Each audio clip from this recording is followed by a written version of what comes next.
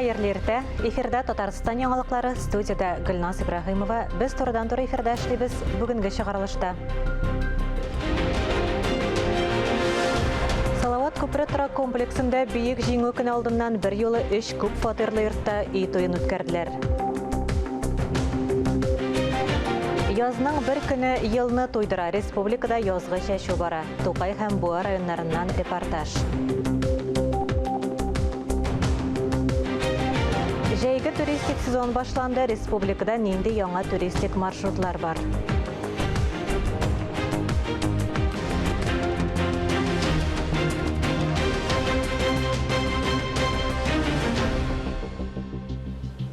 Быел М-12 Мәскәү-Казан трассасы төзелешенә 100 миллиард сумнан артык акча юнәлдерелә. Бу хакта республиканың транспорт һәм юл хуҗалыгы министры Фәрит Хәнифов хәбәр итте. Ул искәрткәнчә Татарстанга трассаның 2 этабы туры килә. Берсендә юл полотнасын төзекләндерү тәмамланып килә, икенчесендә күпер төзи башлыйлар. Республикада юл эшләренә барлыгы 46 миллиард сум бирелгән. Финанслауның яртысыннан артыгы яңа юллар төзүгә тотыла. Күп кенә объектларда шул исәптән юл өслеген ремонт планлаштырылган шәһәрләрдә дә төзекләндерү эшләре башланды инде. Салават күпре торак комплексында бийек җиңү көне алдыннан бер юлы 3 күп фатирлы йортта үй тоен бәйрәм иттеләр. Яңа фатир ачкычларын алучылар арасында Бөек Ватан сугышы ветераннарының тол хатыны һәм улы да бар. Сандугач кварталында социаль ипотека буенча барлыгы 300-гә якын гаилә үй тоен уздырды. Спасибо большое. Анфиса Ефимованың яңа фатир ачкычы бар. Бөек Ватан сугышы ветеранының тыл хатынына 95 яшь. Шуңа күрә ул йортны файдалануга тапшыру тантанасына килә алмады. Үй туена бүләк тыл хезмәтчәненә микродулкынлы мичне Дәүләт торак фонды хезмәткәрләре алып килде. Җиңү көне алдыннан Татарстан президенты Рөстәм Миңнехановның котлау хатын тапшырдылар. Хезмәт ветераны журналистларга үз хатирәләре турында сөйләде. Соседка работала на почте. Она пришла вечером и сказала: Күршебез почтада эшләде. Ул кич белән кайткач, җиңү көне булачак диде. Тик беркемгә дә берни дә әйтергә кушмады. Анфиса Ефимова үзе 1942 елда 8-нче сыйныфны тәмамлаганнан соң эшкә китә. Гомуми хезмәт стажы 42 ел. Алар ире белән 3 бала тәрбияләп үстерәләр. Кызлары Анфиса Ефимова белән яңа фатирда яшәячәк. Благодарна за такую квартиру. Шундый фатир өчен без бик рәхмәтле. Әниемә һәм барлык Бөек Ватан сугышы ветераннарына, гомумән өлкәннәргә игътибар өчен бик зур рәхмәт. Тулаем алганда Сандугач кварталының бер юлы 3 йортында 300-гә якын кеше яши. Шәһәвиевлар гаиләсе иркен 3 бүлмәле фатирга күченгәннәр. Бульварның зур өлешен торгызганнар инде. Янәшәдә генә тагын бер балалар бакчасы салына. Күп катлы паркингларда ерак түгел. Без 1 квадрат метр өчен 54 мең сумны саклап кала алдык. Әлеге бәя буенча 9 йорт төзелде. Калган йортларны да шул бәядә тотарга планлаштырабыз. Ел ахырына кадәр Сандугач кварталына 18 йорт төзелергә тиеш. Биредә яшәүчеләр соравы буенча алар барысы да 10 катлы булачак. Алия Галиуллина, Инна Данилова, Владимир Юрков, Татарстан яңалыклары. Казан бу көннәрдә 100 мең туристны җәлеп итү урынына әйләнде. Экспертлар бәяләвенчә, май айларында башкалабызга нәкъ менә шуның кадәр кеше килә ала. Казан илнең иң популяр 5 шәһәрләренең берсе. Бездә туристларга нәрсә тәкъдим итәләр? Бу хакта киләсе язмада. Сейчас мы берем сковородку, ставим в печь, выпекаем наш блинчик. Видите, как надувается красиво? Җитез куллар кыймакны төерсез пешерә. Кыстыбый камыры юка булса тәмлерәк була. Туристларга халкыбызның милли ашларын әзерләү буенча осталык дәресен үткәрәләр. Тәмле ашамлыклар пешерү серләренә төшенергә теләүчеләр байтак. Шунда ук кайнар ризыкны авыз итеп тә карыйлар. Я вообще тесто не люблю. И тут в Татарстане удивительно совершенно. Мин камыр ризыкларын пешерүгә оста түгел. Татарстанда аларга башкача мөнәсәбәт. Сире нәрсәдәдер. Судамы, йомыркадамы, әллә кунакчылыктамы икән хикмәт. Турист йөрәгенә юл тарих ашыда ачыла. Ачык һавадагы бу музейда узган гасырның татар авыллары көн күреше чагыла. Биредә 40-нчы еллар тегермәне, бер кадаксыз төзелгән мәчет һәм ишек алды бар. Туристларны кунакчыл каршылыйлар. Туристов встречают, потом туристами ходят и туристов провожают. Менә бу кара төш тә туристларны каршы ала, алар белән йөри. Ул татар телендә дә, рус телендә дә сөйләшә, туристлар белән аралаша. Сәяхәтне Зия утравында дәвам итәргә мөмкин. Бу Явыз Иванның саклану ныгытмасы. Татарстан башкаласына 200 чакрым ераклыкта борынгы Болгар шәһәре. Бу Россиядә ислам динен кабул итү урыны. Христиан, ислам тарихы, рус һәм татар гореф-гадәтләре кебек үк үзара бәйләнештә. Казан Россиядә иң популяр шәһәрләр бишлегенә керә. Май бәйрәмнәрендә республикага 100 меңнән артык турист килергә мөмкин. Мест очень много красивых. Даже и в плане религии, какие-то просто красивые здания. Первый раз мы приезжали сюда к друзьям в 2014 году. Большие перемены. Да, красивый город. Город чистый, приятный, находиться в нем, прогуливаться по улицам тоже очень интересно. Хәзер республика кунакханәләре тулган диярлек. Майның беренче 3 көнендә Зия шәһәре утрауына гына да 20 меңнән артык кеше килгән. Туристлар бөтен Россиядан җыела. Все удивляются то, что Казань напоминает Москву либо Петербург. Казан Мәскәү яки Санкт-Петербургны хәтерләтә. Бик матур архитектурасы, кунакчылыгы, төрле кафе, рестораннар бар. Арзан бәядән тәмле ризыклар тәкъдим итәләр. Туристлар барысыннан да канәгать булуларны әйтәләр. Үзенчәлекле заявкалар да бар. Биек урыннарда яки киресенчә җир асты урамнары буйлап экскурсия үткәрүне дә сорыйлар. Төп туристик сезон әле алда. Быел Татарстанга 5 миллионнан артык турист килер дип көтелә. Алия Галиуллина, Фируза Насырова, Ринат Сахибгараев, Татарстан яңалыклары. Казан самолетлары расписаниесенә үзгәрешләр кертелде. Татарстаннан Махачкала, Төмән, Санкт-Петербург һәм Мәскәүгә яңа рейслар ачылды. Алар чартер программалары туристик мәдәни юнәлешләрдә күздә тотыла. Теманың дәвамы киләсе репортажда. Санкт-Петербург, Казан, Санкт-Петербург беренче чартер рейсы Россия буйлап сәяхәтләр сезонын 29 апрельдә ук ачты. Өстәвенә Казаннан төньяк башкалага чартер самолеты беренче тапкыр очты. Бу заманча кунакханәләрне, сыйфатлы инфраструктураны, кызыклы мәдәни программаны берләштерергә мөмкин булган очрак. Шулай ук сулыкларда табигатьтә ял итәргә була. Татарстанда туристларны Казан Кремлендә, Зия шәһәр утрауында, Раифада, Болгарда, Чистай һәм Алабугада экскурсиялар көтә. Мәскәүгә чартер самолеты сезонны апрель азагында ук башлап җибәрде. Бу Кавказга сәяхәткә баручыларга да отышлы. Туристлар өчен иң яхшы вариант Мәскәү, Дагыстан, Махачкала чартер рейсы. Дагестан – это и древний Дербент, и знаменитый Сулакский каньон, и, конечно же, Каспий. Дагыстан бұрынғы Дербентта танылған Сулак каньоны да, Каспий буйы да. Өстәвенә сәяхәтне күрше Кавказ республикаларына барып, төрле халыкларның милли ашларын, гореф-гадәтләрен чагыштырып дәвам итеп була. 10 июньнән беренче чартер рейслары Мәскәүдән Чечняга, Грозныйга оча башлый. Җирле бизәкләр, архитектура, мәдәният һәм гореф-гадәтләр бу сәфәрне онытылмаслык итә. Дәвалану урыннарында ял итәргә яратучылар өчен Мәскәүдән Төмәнгә кадәр чартер рейсы бар. Анда дәвалау чыганаклары 20дән артык. Сибир киекләре, балык, җиләк-җимеш, төбәкнең тарихи урыннары буенча экскурсиялар оештырыла. Идея нашей чартерной программы в том, чтобы формировать удобные, полностью готовые. Безнең чартер программасының максаты уңайлы, тулысынча әзер турларны формалаштыру. Аларның бәясе базарныкыннан 1,5-2 тапкырга арзан. Без федераль бюджеттан самолетта очыш бәясенең яртысына субсидия бирәбез. Бу туристларга да, бизнеска да отышлы. Ростуризм тарафынан барлыгы 9 чартер юнәлеше әзерләнгән. Самолетлар 4 ай дәвамында җәй азагына кадәр оча. Алия Галиуллина, Инна Данилова, Татарстан яңалыклары. Казан циркында тамашачыларны сихыр дөньясына алып керергә әзерләр. Татарстан башкаласына Россия циркының иң яхшы проектларының берсе су, ут һәм яктылык шоу килде. Декорацияләрне беренчеләрдән булып хәбәрчебездә күреп кайтты. Ут технологияләре Казан циркының зур гүмбәзен, тамаша залын секунд эчендә төсле бизәкләргә төрә. Һәр элемент деталенә кадәр уйланылган. Ул тамашачыны ялкынлы шоу рухына алып керә. Трюки, которых нет. Булар башка иллюзионистлар. Зигфрид, Рой, Дэвид Копперфилдта булмаган сикерешләр. Бу сикерешләрне башка бер җирдә дә күрә алмыйсыз. Казан циркы манежы гигант фонтанга әверелә. Үзәктәгесе 27 метрга кадәр күтәрелә. Шоу өчен 70 тонна су тутырганнар, насослар 500 форсунка куйганнар. Но все не настроены так. Барысы да тамашачылар ягына түгел, манежга сиптерергә көйләнгән. Казанлыларны, шәһәр кунакларын су феериясе, утлы могҗиза көтә. Манежга акробатлар, кызу канлы маймыллар, зур попугайлар чыга. Тамашачыны клоуннар дуэтта көлдерә. Шәп булачак, килегез. Су, ут һәм яктылык шоу. Иллюзионист Анатолий Сокол проекты. Талантлы артистлар йолдызлыгы һәм ике стихияның берләшүе илдә иң яхшы дип танылган. Шоу бик тиздән башлана. Фарис Мөхәммәтов, Алмаз Хакимов, Ринат Сахибгараев, Татарстан яңалыклары. Эфирда яңалыклар программасы дәвам итәбез. Шәшү компаниясенә республиканың барлык районнарында кушылды. Барлыгы 1 900 000 гектарда игеннәрнең шешәсе бар. Хәзер төп бурыч язгы кыр эшләрен оешкан төстә тиз үткәрү. Бу көннәрдә Тукай районы басуларында да техника гөрелтүсе тынып тормый. Бу язда Тукай шешә хуҗалыгында 4000 гектар шешәсе бар. 90-нчы елларда үз күрсәткечләре белән дан тоткан Ворошиловский совхозы әле дә абруйлы. Сыйфатлы бодай, арпа, кукуруза, күп еллык үләннәр ырыкларын җитәрлек күләмдә әзерләгәннәр. Орлык әзерләгәндә кыркышара каршы препаратлар, минераль ашырма, башка өстәмәләр кушыла. Дигәрлек көнгә 25 тоннага кадәр. 30 елдан артык эшлим бу хозяйствода. Хозяйство безнең бик әйбәт, мактарлык инде, довольныйбыз инде без.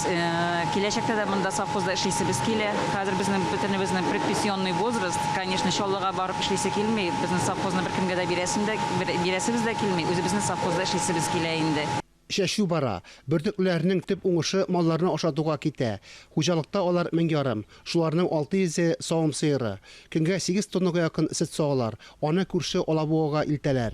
Анда сөттән балалар ашамлыкларда җиштирәләр. Минетризм нормально үткәрдек, потому что тиешле азык запасы безнең әзерләнде. Сочный кормалар, концентраторлар белән и печән запасы бүгенге көндә дә җитәрлек. Әйбәт узды, потому что малларны самый главный продукцияны югалтмадык. И аннан соң бозавалуны булдыра караганда 60 башка көбрәк алдык на Зимовку.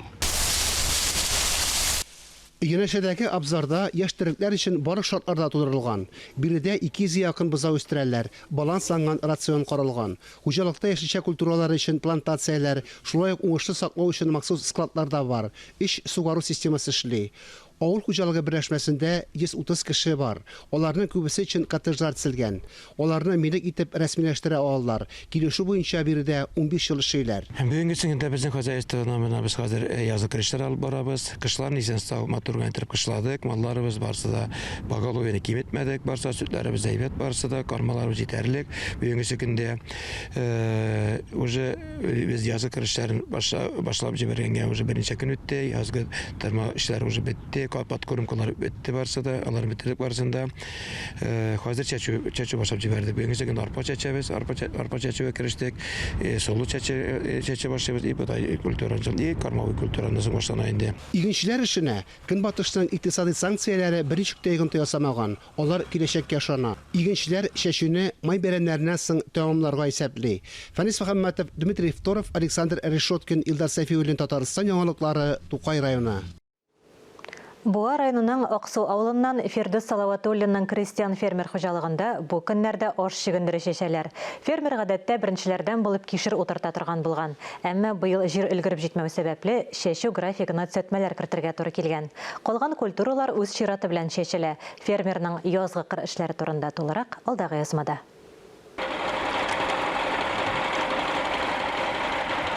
Кишер утыртылачак җирдәр өлгергәнче дип фермер 20 гектарда кызыл чигендер шешә башлаган. Әлегә иртә өлгерә торган сортларын 2 механизатор барлык технологияләрне үтәп, трактор белән ашламалы ырлыклар шешәләр. Процесс белән Фирдус Салаватуллин үзе җитәкчелек итә.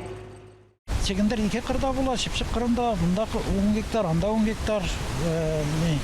Шулай итеп 2гә бүленәчәк инде. Берсен иртә шешәбез, иртәнге җакта.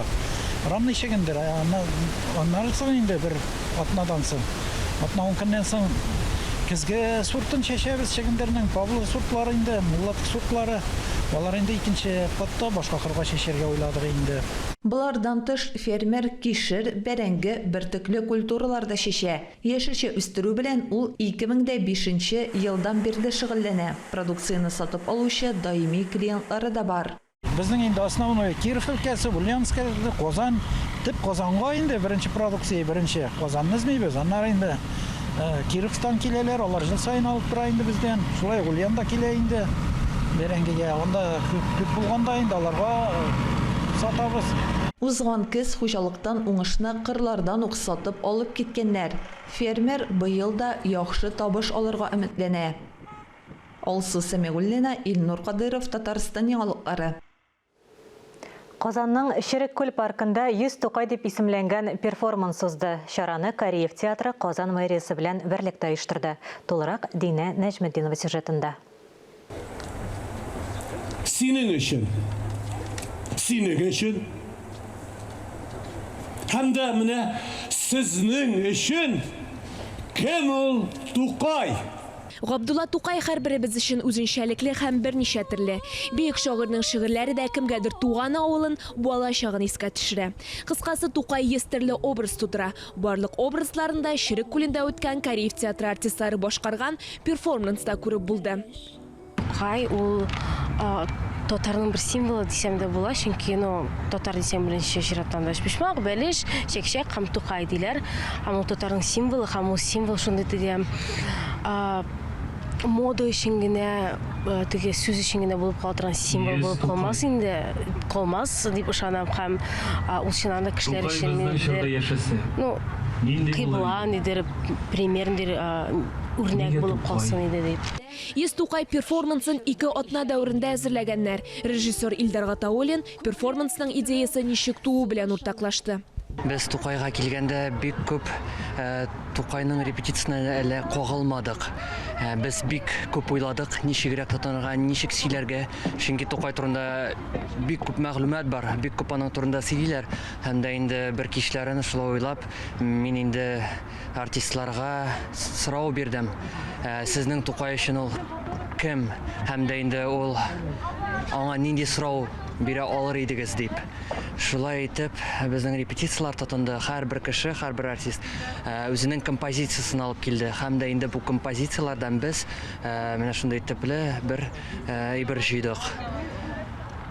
Идеясына килгәндә сценарий юк, монда чыннан да һәрбер артист өчен Тукайны якын күреп, Тукай аларның ишләрендә нинди хисләр тудыра, шуның турында сөйләдек без. Һәркемнең күңелендә Тукай үзенчә чагылыш таба. Әлеге чарадан соң тамашачы үз Тукайын тапкан дигән өметләрдә Динә Нәҗметдинова, Ринат Сахибгәрәев, Татарстан яңалыклары. Республикада 2023 елда сөкләндерүгә тиешле иҗтимагый киңлекләр өчен тавыш бирү дәвам итә. 120 меңгә якын кеше тавыш биргән. Объектларны сайлап алуда Казанда 20 меңнән артык, Чаллыда 15 меңгә якын, Әлмәттә 8 мең һәм Түбән Кама районында яшәүче 7 мең кеше катнашкан. Ютазы, Тәтеш һәм Теләче районнарында да актив тавыш бирәләр. Парклар, скверлар һәм ишегаллар өчен тавыш бирү 30 майга кадәр дәвам итә. Сораштыруга республиканың барлык районнарындагы объектлар кертелгән. Барлыгы 204 объект. Парклар, яр буйлары, бульварлар, урамнар, скверлар. Шулай ук безнең Ишегалды республика программасы белән яңартылырга тиешле ишегаллар өчен дә тавыш бирергә мөмкин. Май бәйрәмнәре бакчачылар өчен киеренке, шул ук вакытта күңелле мәшәкатьләр вакыты. Бакча кишерлекләрендә кызу эш бара. Агач үсентеләрен, үсемлек орлыкларын, бәрәңгене кайчан ничек утыртырга? Үсемлекләрне корткычлардан, кимерүчеләрдән ничек сакларга? Татарстан радиосының иртәнге турыдан-туры эфиры шушы һәм бакчачыларны кызыксындырган башка мәсьәләләргә багышланды.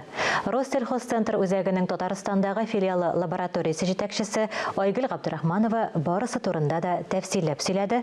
Радио тыңлаучыларның күп санлы сорауларына җавап бирде. Безнең кайбер сорауларга да ачыклык кертте. Айгөл ханым, хәерле иртә. Хәерле иртә, исәнмесез? Агач үсентеләрен кайчанга кадәр утыртырга ярый? Агач үсентеләрен 15 майга кадәр утыртып бетергә киңәш итәбез.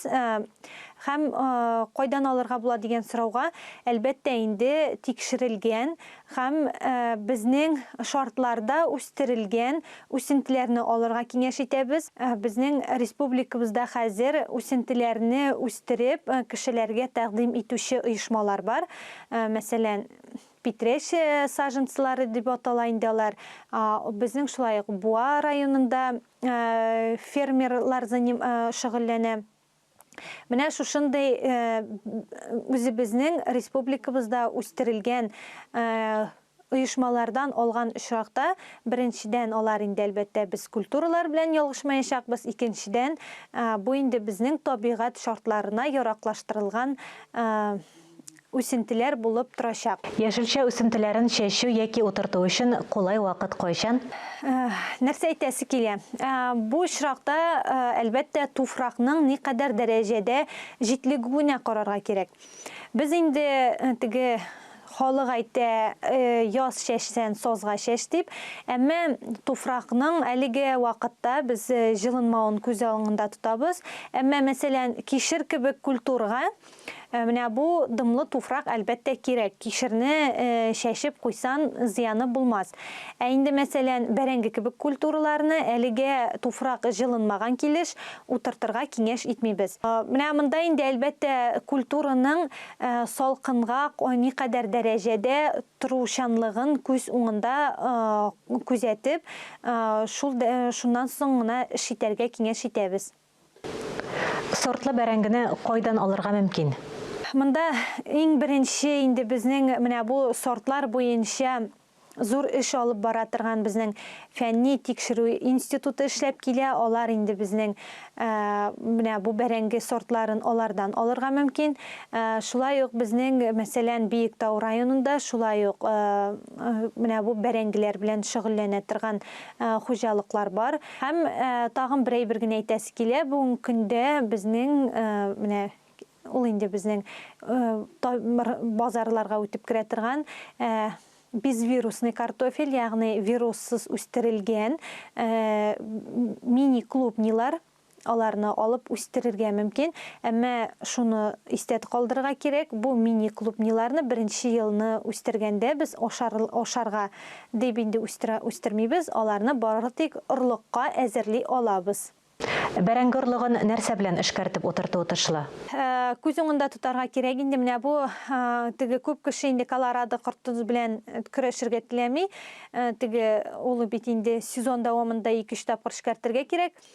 Әгәр дә инде теге Колорадо корты белән вегетация чорында вакыт әрәм итмим дигән кешегә әлбәттә эшкәртергә була, бәрәңгенең үзен эшкәртеп утыртырга киңәш итәбез. Моның өчен безнең химик препаратлар бар, име?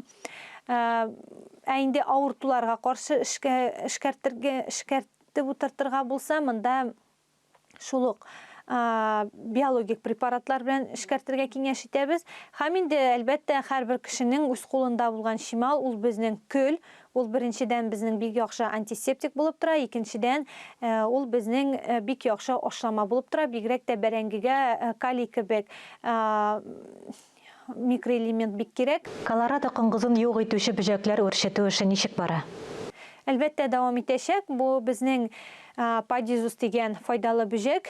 Узган ел тикшерү без ашык территорияда инде үткәрдек. Менә бу тикшерү эшләрен, әгәр дә падизусны 1 квадратный метрга 5 экземпляр белән чыгарып, һәм менә бу Колорадо коңгызы йомырка салу фазасында аларны чыгарган очракта менә бу Колорадо коңгызына каршы көрәшергә мөмкин менә шу бөҗәкләрне падизус дигән файдалы бөҗәкне чыгарып. Ул безнең менә шушы теге хищник булып тора инде. Ул безнең Колорадо коңгызын йомыркасын һәм аның личинкаларын юк итәргә сәләтле. Ягъни ул аның белән туклана. Айгөл ханым, әңгәмәгез өчен зур рәхмәт. Сез Россельхозцентр үзәгенең Татарстандагы филиалы лабораториясе җитәкчесе Айгөл Габдрахманова белән әңгәмә карадыгыз. Әлеге сәгатькә шундый яңалыклар иде. Берничә минуттан эфирыбызны Хәерле көн Татарстан тапшыруы дәвам итә. Ә без яңалыклар иҗат төркеме бүгенгә саубуллашабыз. Үзегезне һәм якыннарыгызны саклагыз. Сау, сәламәт булыгыз.